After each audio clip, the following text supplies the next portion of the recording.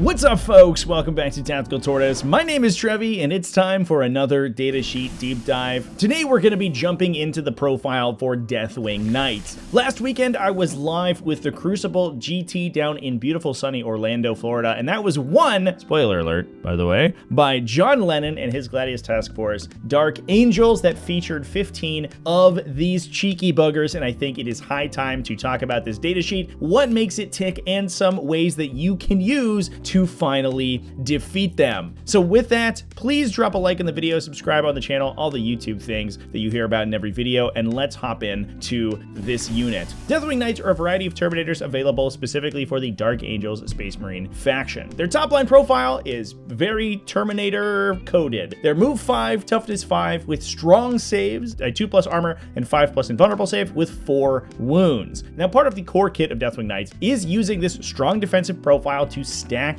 defensive buffs and make them as difficult to kill as superhumanly possible. However, they also back up that defensive profile with some solid melee. So just being tanky, while that's fine, if they didn't back that up with any offensive output, you wouldn't really care whether or not you killed them. However, the Deathwing Knights do come stock with a variety of super powerful melee weapons. The unit can choose to either equip power weapons or maces of absolution. The power weapon has a pretty standard profile, 5 attacks each, which is high volume, to be fair, at strength 6 AP2 for 2 damage. And it is important to note that the Deathwing Knights, being elite Terminators, hit on 2s rather than the classic 3s with all of their weapons. However, they don't have access to any ranged weapons, so it's all melee all the time for these boys. If they want to trade that for the Mace of Absolution, they reduce their attack volume by 1, swinging 4 times instead of the power weapon's 5. However, pick up the anti-monster and anti-vehicle 4+ keywords, allowing those weapons to automatically critical wound monsters and vehicles on a 4 or higher, approximately 50% of the time. Being a Terminator unit, these guys have a lot of access to +1 to wound, and if they are equipped with the power weapon, that is going to be super useful. Less so with the Mace of Absolution, but the mace is good if you are expecting to run into super high toughness vehicles. Stuff that's T12 or higher gets absolutely destroyed by mace equipped units, whereas the power weapon is better at clearing out infantry or fighting lighter vehicles. This is a nice happy medium between the two weapon options, and usually you'll see Deathwing Knight focused lists take 1 or 2 power weapon units and set those up to counter specific enemy units based on the composition of the opponent's army. Although, to be fair, at strength 6 AP2 2 damage, these weapons are pretty much good in most situations. Now, the Knight Master, the unit champion of the Deathwing Knight squad, also gets a unique weapon, either a relic weapon or a great weapon of the Unforgiven. The relic weapon comes in with the lethal hit keyword at 6 attacks, strength 7 AP2 for a flat 2 damage. Interestingly, the great weapon of the Unforgiven has a very similar profile, but trades that extra attack and a point of strength for sustained hits and devastating wounds. In most cases, the great weapon is going to be slightly higher value because the sustained hits basically makes up for the additional attack that the relic weapon would have, and devastating wounds gives you a higher damage output in almost every situation where you're ignoring your opponent's saving throw. However, the relic weapon getting an extra attack and lethal hit alongside that higher strength of 7 does make it nice, especially if you are sourcing wound bonuses on these guys at punching into those T12+ profiles. Now, interestingly, diving into the unit composition here, that Knight Master has to take one of those special weapons. So either it can take that devastating wound great weapon or the enhanced power weapon, the relic weapon essentially, but it cannot take the standard weapon that the unit comes packing. I don't know why you would want to, but having a Mace of Absolution would be nice in some instances in order to get that anti-monster, anti-vehicle, rather than trying to wound high wound rolls with the strength 6 or strength 7 special weapons that the Knight Master is required to take. You can't do that. You must take either a relic weapon or a great weapon of the Unforgiven. It is important to note as well that the rest of the unit is required to either take all maces or all power weapons. You cannot take a mixture of the two. You must choose one or the other for all Deathwing Knights to replace their weapons with. Now, on top of that, you also get 2 pieces of special war gear for the unit to use over the course of the battle. One of them is a teleport homer. This allows you at the start of the battle to place a teleport homer token anywhere on the battlefield, not inside your opponent's deployment zone. You can then, when you rapid ingress the unit, place them within 3 inches of the token and rapid ingress them for free. An important idiosyncrasy to note here, however, is that the teleport homer does not require you to rapid ingress only on the homer itself. It only is required to set up within 3 of the homer if you are using the rapid ingress stratagem for free, which means you can place the homer and try to get your opponent to aggressively screen out your positioning on that Homer to not allow you to rapid ingress for 0 CP, and then simply use the stratagem somewhere else and pay the 1 CP as normal. This is huge. Giving you free rapid ingresses is enormous. Just going to give you CP back over the course of the game, since these deep striking, slow melee units are typically using rapid ingress to get into melee, and getting it at a CP discount is a big deal. It also forces your opponent to consider where they're coming up on the table, because you're essentially telegraphing their position, but as I said before, you can redeploy them somewhere else if you so want to by paying the 1 CP for the ingress rather than doing it for free. It is also important to note that you can only do this once per game for each unit, so the token is removed once that unit is placed up. It's also important to note that each token is unique to each Deathwing Knight squad. You place a Teleport Homer token for each squad, and then they must place next to that token. They can't share Teleport Homer tokens, so it doesn't work like something like a Genestealer Cult Ambush token, where you can Cult Ambush next to a Genestealer Cult token, regardless of which unit placed that token upon being destroyed. The Teleport Homers are exclusive to their units, and on top of that, it doesn't allow you to duplicate rapid ingress. So this isn't an effect like a Venatari Custodian that can use rapid ingress for 0 CP even if you've used it before earlier in the turn. This just gives you the CP discount, but you are still restricted to only 1 rapid ingress per phase. Now on top of that, the unit can also come equipped with a Watcher in the Dark. The Watcher gives you a once per game phase long 4+ Feel No Pain against mortal wounds. The timing of this effect is a little bit weird, however. It happens during a phase. There are some specific instances, for example, effects that occur at the beginning of a phase that may beat the timing of the Watcher in the Dark. If you are taking mortal wounds at the start of a phase, for example, at the time of recording in September 2024, the commentary currently states that any effects that trigger during a phase, such as the Watcher in the Dark, must be resolved after any effects that occur at the start of that phase. So you couldn't use it against mortal wounds you were taking at the beginning of a phase, although that is a fairly controversial ruling, and I honestly expect that to change at some point in the future. However, at any other point during that phase, you can burn the Watcher in the Dark, remove the token from your unit, and you get a 4+ Feel No Pain against mortal wounds for the remainder of that phase. So, for example, if your opponent is attacking you with devastating weapons and they roll a bunch of critical wound rolls, you can immediately choose to trigger the Watcher in the Dark. You have a 4+ Feel No Pain against those mortal wounds and any subsequent mortal wounds that your opponent rolls into you. Over the course of that phase, you can essentially use it reactively against almost all other situations, which does shore up one of the big weaknesses of Deathwing Knights, which is that mortal wound damage. As I mentioned before, these guys already have a lot of wounds and strong saving throws, and that is compounded by their Inner Circle ability. This is kind of the highlight ability for this unit, and it subtracts 1 from the damage characteristic of incoming attacks targeting the Deathwing Knights. This is, as always, to a minimum of 1, so 1 damage attacks will still inflict 1 damage on a failed saving throw to the Deathwing Knight squad. However, multi-damage attacks do get really awkward to kill these guys with. 2 damage attacks, for example, go from needing 2 attacks to kill them to needing 4. And this is why I say that the primary use case for Deathwing Knights is stacking these defensive profiles on them, making them harder and harder and harder to kill with AP reduction effects, with save bonuses, with wound penalties, and then on top of that, protecting them with that damage characteristic, so even multi-damage enemy weapons will still bounce off them. Now with that, that's a look at the unit itself. Let's dive into some synergies with other datasheets within the army. Now this is going to be a little bit of a restricted list. Space Marines do have a lot of units that can join into these guys, but being a Terminator unit, there is a limited number of Terminator characters that can join the Deathwing Knights, and some of them don't really help them out at all. Belial, for example, gives you a very situational precision effect, and while he is the master of the Deathwing, otherwise doesn't really assist the unit in any way, so he's not that exciting. However, there are some interesting characters that we can use to buff these guys. The Terminator Captain is the big one. It gives them charge rerolls and a free stratagem, which you can use for the most part on Armor of Contempt to reduce the AP of incoming enemy attacks. Charge rerolls is already going to be good for them because they are a low movement characteristic and they're entirely melee focused, so getting into melee more often is just a big bonus. As we move on to some detachment synergies, one thing that we'll notice is ways to speed the Deathwing Knights up are going to be in huge demand, because we can't always simply rely on rapid ingressing them into an awkward position and then making a charge into your opponent, especially if your opponent has good defenses against charging. You can oftentimes make that charge even out of a rapid ingress kind of hard, and the Terminator Captain can shore them up. The Terminator Chaplain also gives you +1 to wound. This is not super useful for the Mace of Absolution equipped units, since they are already anti-monster and anti-vehicle, so most high toughness enemies, they're going to be wounding on 4s regardless of any wound bonuses they have. To be clear, anti-monster and anti-vehicle only affect your unmodified wound rolls, so getting a +1 bonus does not improve your anti-monster or anti-vehicle characteristic. However, if you are taking power weapon equipped units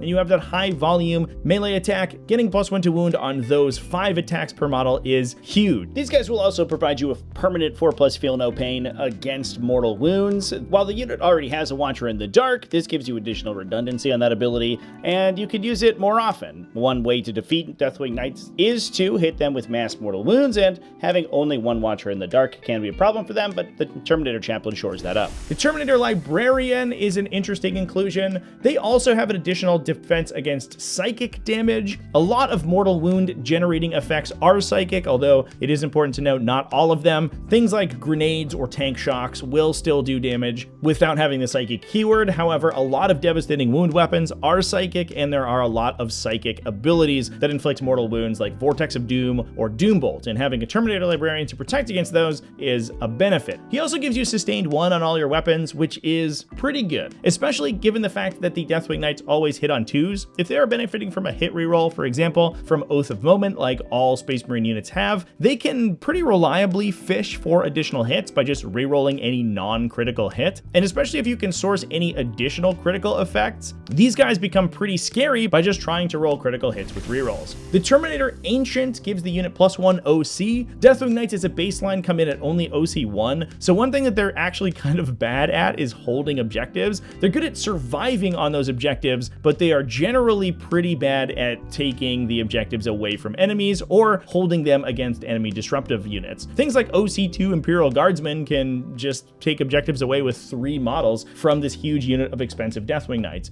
and the Terminator Ancient shores up that issue. The Terminator Ancient can give you that +1 to hit if you're below starting strength. Not very useful for a unit that already hits on 2s, but if you have any hit penalties, it can come into play, and +1 to wound if you are below half strength, although this ability is probably going to be rarely used. So with that, let's move into faction synergies, and we're going to talk about detachments that the Deathwing Knights particularly shine in. One thing that I want to rip the band-aid off real quick here is that every single one of these detachments comes with Armor of Contempt, and this is a huge boon for these 2+ save Space Marine units. Every Space Marine detachment can reduce the incoming AP of enemy attacks by 1 for a command point, and Deathwing Knights are basically one of the best units in the entire game at receiving this buff, especially if you can get these guys in cover by snaking their maces behind a wall or putting them wholly into terrain. The Deathwing Knights essentially improve their characteristic to a 0+ save. Unless you are AP 3 or at least AP 2 ignore cover, any saving throw of higher than a 1 is going to pass. And even if those attacks are high damage, they are still reducing their incoming damage by 1, which means that the Deathwing Knight models are unlikely to be one-shot by even anti-tank attacks. Now, there are many ways to further improve Deathwing Knights on top of that Armor of Contempt. So let's talk about individual detachments now. The Gladius Task Force is the big one. This is the classic detachment and is extremely utilitarian with the most bonuses for the widest variety of units in the faction. Assault Doctrine could give you advance and charge. You also have access to Honor the Chapter for +1 to wound. Again, another nice bonus for those power weapon equipped units, and that gives you +1 AP, pushing them to a very impressive AP of 3, which is usually good enough to punch through the armor saves of most other Space Marine armies, even with their own Armor of Contempt. You also get Tactical Doctrine for fallback and charge if the Deathwing Knights get stuck into melee and want to be able to cycle in and out of combat, and you also have a reactive move in Squad Tactics, which can allow the Deathwing Knights to survive enemy charges, jump out of the way of enemy ranged attacks, or even if you are using them in conjunction with a transport like a Land Raider, jump back into that transport in response to a move. A unit that's already super difficult to kill that then also is going to be defended by a 2+ save transport or jumping out of line of sight is incredibly difficult, and using reactive moves on these tanky units like Deathwing Knights can make them an absolute nightmare for your opponent. I will say, however, that Deathwing Knights are not typically the unit being brought into the fight by transports. Part of the benefit of Deathwing Knights is that they have that tanky defensive profile, and they can survive shooting while walking up the table, unlike many infantry units in the Space Marine faction. So putting them in a Land Raider is not usually necessary to actually get them into the fight, and you usually bring in lighter units like aggressors or eradicators inside those transports to actually get them stuck in without having to worry about them getting picked up by high AP enemy shooting early on. The Anvil Siege Force also has some kind of a weird synergy with Deathwing Knights. Stoic Defender is an enhancement that can grant a 6+ Feel No Pain to the unit, which allows you to again compound these defensive benefits. Trying to punch through Armor of Contempt, cover, a 4+ invulnerable save, -1 damage, and a Feel No Pain is largely impossible for many armies. You also have Not One Backward Step to improve the objective control characteristic, which we mentioned was already kind of low for these guys, and Rigid Discipline allows you to make weird fallback moves at the end of your opponent's turn to then get back stuck into the fight on your own turn, so it kind of acts like a bizarre fallback and charge. The Iron Storm Spearhead can grant sustained hits from Mercy is Weakness, although that usually benefits vehicles more than infantry units, so you're not getting the biggest benefit from that stratagem with these guys.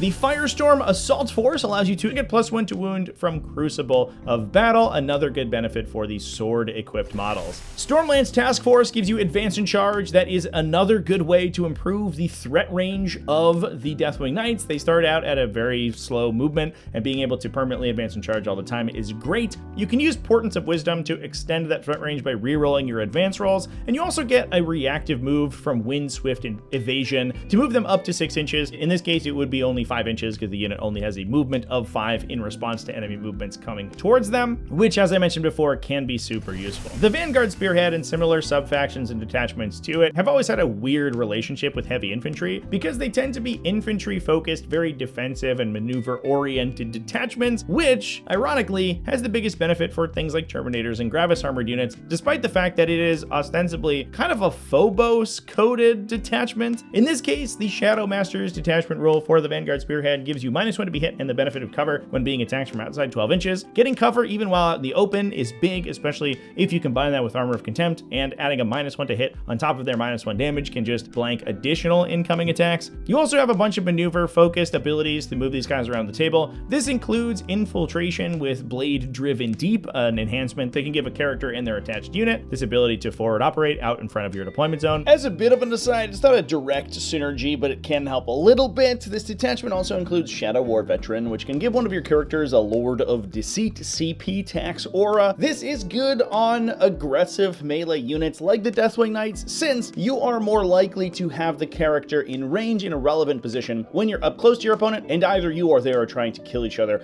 at close distance. You're more often inside that aura, and your opponent is likely relying on stratagems to get rid of Deathwing Knights, so being able to CP tax them within that bubble is a big deal. You can use Calculated Feint to move them in response to an enemy charge to make them even tougher to get grips with, and you can use Guerrilla Tactics to place them into Strategic Reserve and then use their inbuilt Deep Strike to Deep Strike them back on the table later on. Because Guerrilla Tactics doesn't require you to set up immediately on the subsequent turn, and while in Strategic Reserve you can use Deep Strike to place them back on the table, I believe that if you have remaining Teleport Homer markers for that unit on the table, you can actually start them on the table, use Guerrilla Tactics to put them up into reserve, and then use the free Rapid Ingress from your Teleport Homer to drop them in, even if you didn't start them in Deep Strike. Kind of a weird synergy, but definitely one that's worth mentioning. Now, last and certainly not least, for Codex Marine detachments, the First Company Task Force has enormous synergy with Terminator units. This is basically the Terminator-focused detachment, so it makes total sense. This includes benefits from the enhancements in the detachment, +1 attack once per game from Imperium's Sword, +1 OC once per game from Rites of War, or a 5+ Feel No Pain from Iron Resolve. Any one of those would be incredible. We can also source +1 to wound from Heroes of the Chapter. However, this is a similar effect to the Terminator Ancient, where they are only getting that +1 to wound if they are below half strength, which means that they are at most 2 models remaining, which is not a huge benefit. And you can also source an additional -1 damage from Legendary Fortitude against enemy charging units. That can push you to -2 damage, putting even 3 damage enemy melee attacks down to a paltry damage 1, which, while the detachment doesn't have many of the synergies that we are looking for specifically with Deathwing Knights, can help you defeat some of their most powerful counters. Now, being a Dark Angels unit, the Deathwing Knight cannot be taken alongside any other chapter units from other chapters. However, you do get access to them in Dark Angels specific detachments, which have some ridiculous synergy. This includes the Unforgiven Task Force. This can include a very situational +1 to ruin from Stubborn Tenacity, a Feel No Pain from Pennant of Remembrance, lethal hits from the Unforgiven Fury stratagem, and as I mentioned before, the fact that these guys already hit on 2s means that being able to fish for critical hits with them is actually super useful, and they can also be +1 to be wounded from Unbreakable Lines in response to an enemy charge. This only works in melee if you are the recipient of a charge, but again, can stack alongside their other defensive buffs to make the unit super tough to kill. Although it is a 2 CP stratagem, so that one is pretty tough. You can also fall back and charge with Intractable as well. Last and definitely not least, the Inner Circle Task Force has probably the biggest laundry list of buffs for this unit, which makes sense because it affects your Deathwing infantry, and the Deathwing Knights are obviously Deathwing infantry. This includes an almost permanent +1 to wound on their attacks from vowed objectives. If you choose to be on an aggressive push, any uncontrolled objective from your army can be a vowed objective and give you +1 to wound to enemies that are within range of it. You can also get wound rerolls from Martial Mastery, a 1 CP stratagem in the fight phase, giving you reroll wounds of 1 and full wound rerolls if your opponent is on a vowed objective, which pushes this unit's damage output through the absolute roof. You can fight on death with Duty Unto Death, be +1 to be wounded from Unmatched Fortitude, get mortal wounds on the charge and impact attack from Wrath of the Lion, and a 3-inch deep strike, as well as all of the enhancements benefiting Deathwing models. This includes Eye of the Unseen, which can refund your CP when you use stratagems targeting the unit, Singular Will for an additional 3 inches on pile-in or consolidate moves to help these guys move around the table, and Deathwing Assault to allow them to deep strike, potentially with that 3-inch deep strike, on the first turn of the game rather than the second onwards. There is another detachment inside the Dark Angels supplement. It is the Ravenwing focused detachment, Company of Hunters. However, it has literally no additional synergy with Deathwing. It does have Armor of Contempt, which is about the only thing that you can use on Deathwing Knights. Everything else only affects units that have ranged attacks or are Ravenwing keyworded, so the Deathwing Knights get no additional benefit from that detachment. Kind of funny that the detachment with the least synergy with Deathwing Knights is a Dark Angels detachment, but it is the other wing of Dark Angels that is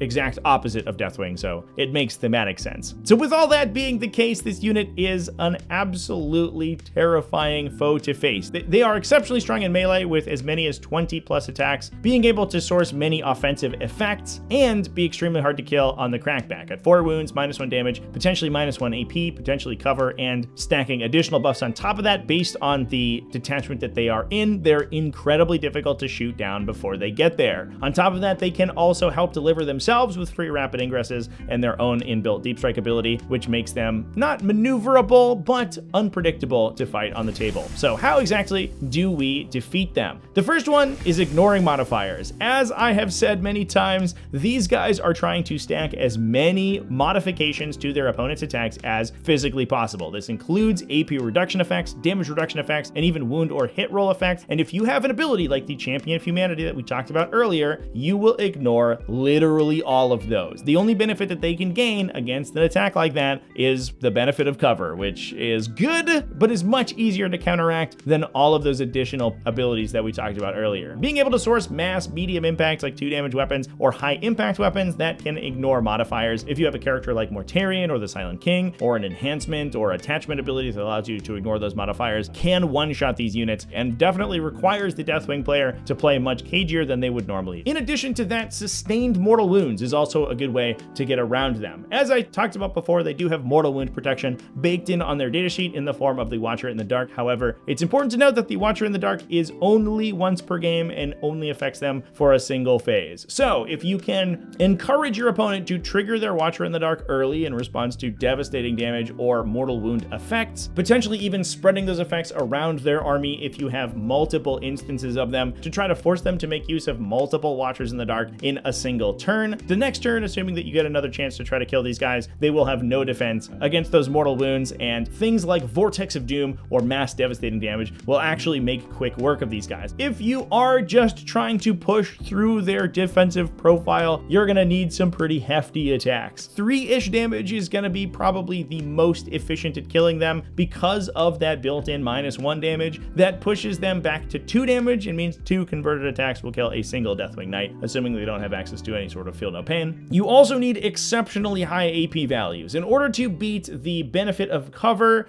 as well as Armor of Contempt. You need to be at least AP3. AP3 ignore cover is good. AP4 will push you through all of those benefits all at once. This is usually difficult to do without a lot of stacked buffs, so if you have any AP stacks or units that can allow your army to ignore cover, those are incredibly important to use against these Deathwing Knights. The other way to do this is forget about the -1 damage entirely, and if you can source high AP 1 damage attacks, you can sometimes use those in high volume to knock these guys down. Because their -1 damage ability cannot reduce damage to 0, 1 damage is a good way to get around it. and is much more efficient than trying to push through a bunch of 2 or 3 damage weapons onto them. And last and certainly not least is if you're having trouble killing them, just trying to restrict their movement is another good way to defeat these slow, tanky units like Deathwing Knights. Movement reduction effects, suppression effect can be extremely powerful against them. Things like Earthshaker cannons in Astra Militarum or the Exalted Disc Sorcerer's Fireball in Thousand Suns that reduce enemy movement, advance, and charge rolls can make these guys super duper slow, pushing them down to a movement of 3 with -2 to advance and charge. Even in a situation like Gladius Task Force or Stormlands, where they have advance and charge, they're usually -6 to their threat range and have very little chance of getting to grips with you. If these are on an indirect fire weapon, that's even better, because even if they rapid ingress in, you can't dodge the movement reduction, and that will give you a couple turns to deal with them, or at least deal with the rest of the Space Marine army and contain the threat of the Deathwing Knights before they wreak too much havoc. You can screen these guys out, and usually I am a big proponent of using movement blocking and screening to prevent them from getting into the fight. Space Marines are particularly effective